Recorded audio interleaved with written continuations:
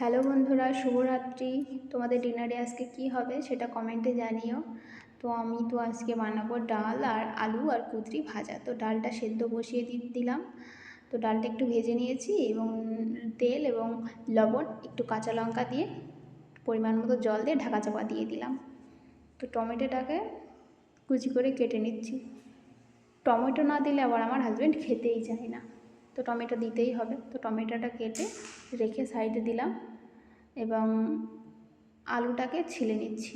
যেহেতু আলু আর কুঁদরিটাকে ভাজা করতে হবে, তো কুঁদরিটা আমি আগে কখনো খাইনি, যেহেতু প্রথমবার, জানি না কীরকম লাগবে। তো ভেবেছিলাম কুঁদরি দিয়ে আলু দিয়ে একটু তরকারি বানাবো। তো হাজব্যান্ড বললো না, ডাল এবং কুঁদরি আলু ভাজা করতে হবে। ঠিক আছে, সেটাই করব। তো কুঁদরি আলু ভাজার জন্য এবার আলুটাকে ছিলে নিলাম, নেওয়ার পর কুচি কুচি করে কেটে নিচ্ছি। কাটা হয়ে যাচ্ছে প্রায় শেষের দিকে। একটু ভয়ে ভয়ে কাটছি, কারণ চাকু দিয়ে কাজ করতে হচ্ছে। তো প্রথমবার বাড়িতে আমি বটি দিয়ে কাজ করি, তো এখানে বটি তো পাওয়া যাবে না, তো চাকু দিয়ে করতে হবে। খুবই অসুবিধা হচ্ছে কাটাকুটিগুলো করতে। তো ধীরে সুস্থে করে নিলাম কাটাকুটিগুলো। এবার কুঁদরিটাকে কেটে নিচ্ছি। আলুটা ভাজা বসিয়ে দিয়েছি সাইডে, সেটা দেখাতে পারিনি। কুঁদরিটাকে কেটে নিচ্ছি।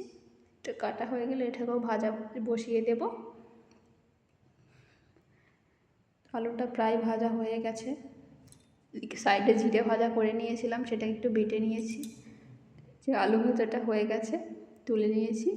এবার আলুর এই খোসাগুলোকে সাইড করব, কারণ এখানে পরিষ্কার না করে না কাজ করতে খুবই অসুবিধা হয়। এরপর কুঁদরিগুলোকে দিয়ে দেব।